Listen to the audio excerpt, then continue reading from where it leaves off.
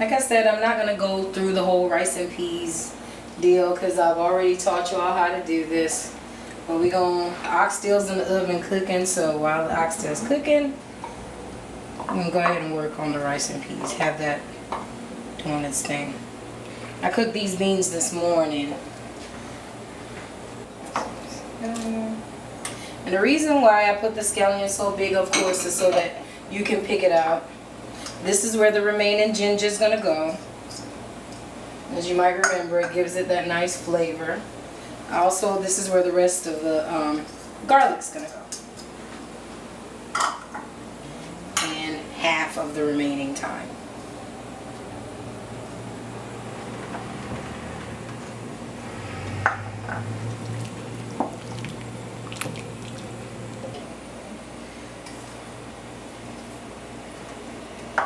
And of course, remember to don't pay me no attention. I looked out the window and there goes the little spirally things on my tree. A whole slew of them caught me off guard. Yeah, we live in a yard that's surrounded by trees. But anyway, remember I use the coconut block, but if you can't find the coconut block, you can use canned coconut. I suggest coconut cream, not coconut milk. And you just want to make sure that the block is all the way boiled out before you actually add the rice, because then you'll wind up with clumps in your rice. I'm not sure which video I did which one, but I know on the brown stew chicken and the curry chicken, one of them I did the rice and peas with the red beans, and one of them I did the rice with the gungo peas. But you can revert back to one of those recipes if you want to get the detail, and then I'll also list the ingredients for you too. Okay, so it's starting to boil and the coconut block is melted out. So what I'm going to do is just pretty much add my rice, and we going to let it do its thing and move on to the green beans.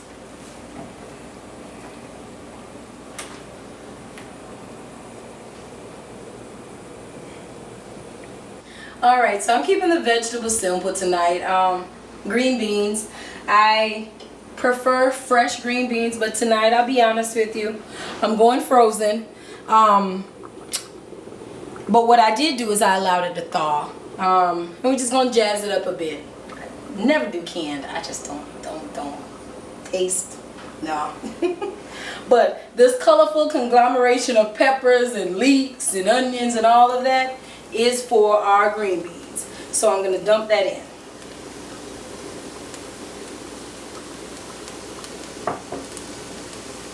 I'm going to put some of that thyme in there once again to kind of bring a little flavor to it. This is real simple. I have some olive oil. I'm going to add it over it, just maybe about, well, you know, whatever floats your boat, but I'm adding about 2 tablespoons worth. Then, just going to add a little bit of the seasoned salt. And then just stir it up. The oxtails got a lot of flavor. Of course, you know the rice and peas got a lot of flavor. And there's really no need to overdo it with all the seasonings and spices inside of the green beans. So pretty much all we're going to do is just allow the green beans to speak for itself. Let it cook a little bit, just enough to steam the green beans and steam the vegetables a little bit. Then cut it off and put it to the side until your oxtail is ready. I'm not going to overcook it. I'm going to keep it kind of raw. And then maybe when the oxtail gets finished cooking, I'll cut the fire on just to bring it up a little bit more, and we'll be good to go.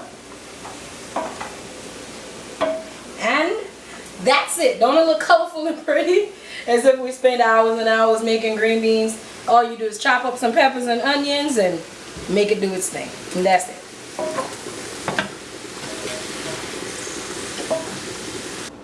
Okay, so it's been about 30 minutes or so. So I'm checking the oxtail. See what I'm saying? Gravy loosened up for us, so we didn't have nothing to worry about. Definitely not as tender as it should be yet, though. So I'm gonna put it back in and check it for about another 30 minutes. And like I said, speed the process along. Use a pressure cooker if you want to. But we're just doing it kind of semi-old fashioned.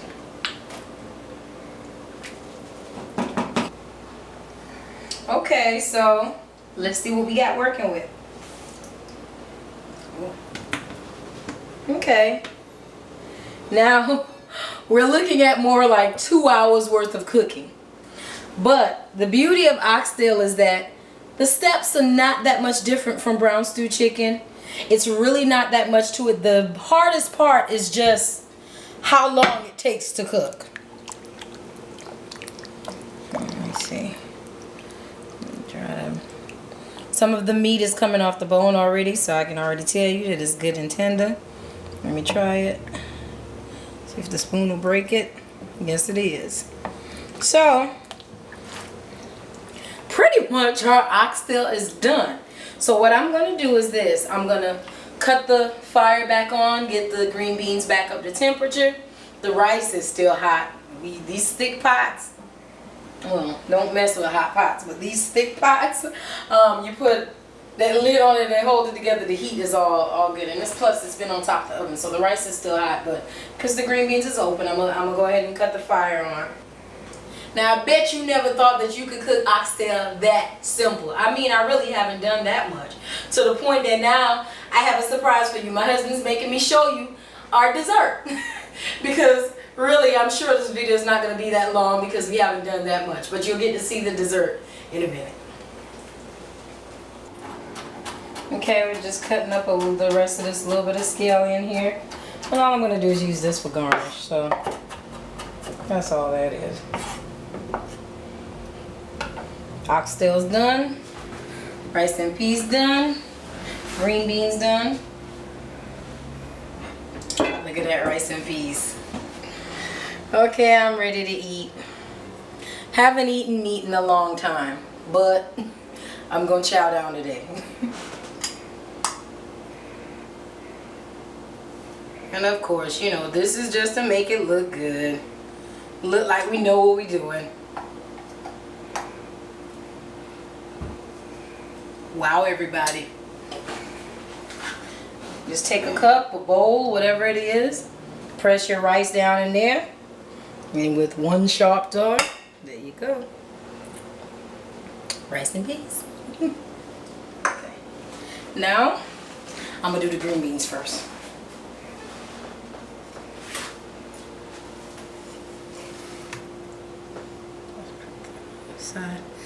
It's smelling so good in this kitchen, I'm telling you. I really, really wish that y'all could be here to try it with me. I think, you know what? I'm going to make this plate my husband's plate. So what I'm going to do is I'm going to add one more scoop of rice up there for him. Even though I am going to taste it.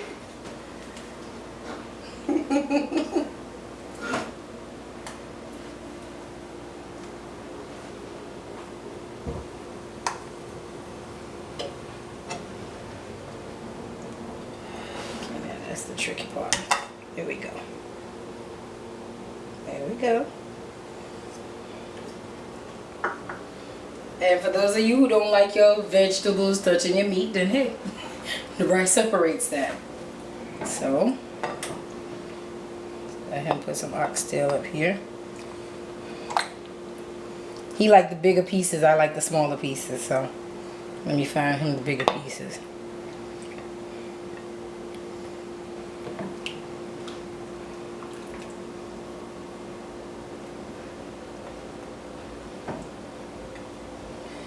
I know after I finish making this plate, he's going to pour gravy all over his rice, but just for the sake of making it look good, I'm just going to add the gravy over the oxtail. Let me grab a few of these butter beans. Put it up there. Use a piece of paper towel to clean up my plate.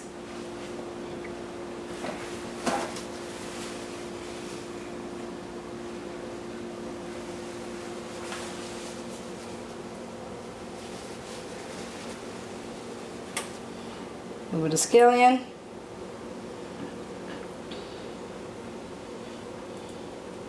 And look at us. We've got oxtail, we've got rice and peas, and we've got green beans. If you want cabbage, the video's up there. Get the cabbage and you can add that. You can do the bok choy. I put that up there too. You can do whatever kind of vegetables you want, whatever kind of rice you want. Macaroni and cheese, whatever it is.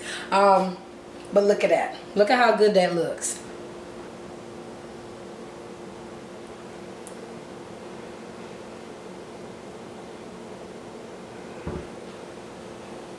Okay, I've been gone for a while, but I'm back and ready as I've ever been. So you're going to be getting a lot more videos from me on Caribbean food, American food, English food, whatever kind of food. We're also going to incorporate a lot of bacon in our videos this year because I'm a proud mama. My daughter's in her first year, just finishing her first year of culinary school. She's going to school to be a pastry chef, and so she's going to be coming in the kitchen and showing us some of her baking skills too. And so I'm gonna give just a little taste, just a little poquito taste, because I know my husband don't want me to eat off his plate. So let me grab a fork.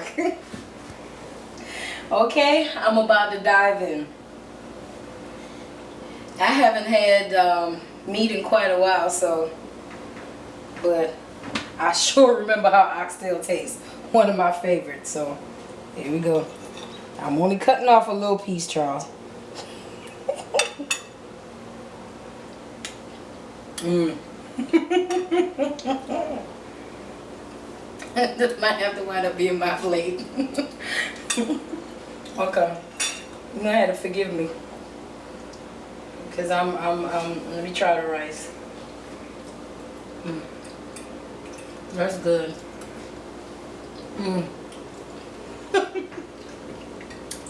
You need to try this. That's good. Okay. I'm getting real messy and ghetto now. Okay. I'll put this back. Okay. Remember you're on camera. Let me put it right here. Okay. I'm supposed to be showing you this dessert, so that really good. Really, really good. You're gonna like that. Really, really good. So, we're going to go over to the table where I have 2 pound cakes. No, we're not going to eat it all off. We're going to share. But what I have is a pineapple cream cheese pound cake and a strawberry cream cheese pound cake. And basically what I have here at the bottom in this bowl is some homemade whipped cream. As a matter of fact, let me go ahead and grab some more whipped cream. Alrighty then, so let's see which one we're going to cut first. And I'm not going to explain how we made this today, but like I said before, in the future, my daughter's going to be in the kitchen with us, and I'm going to have her to explain how this goes along with me. I'm going to cut the pineapple one first.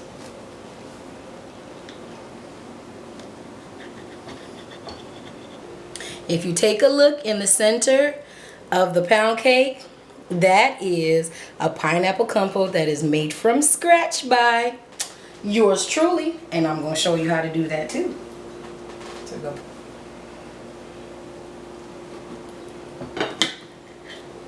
Same thing. Look at the strawberry in between. Look delicious, don't it? All right.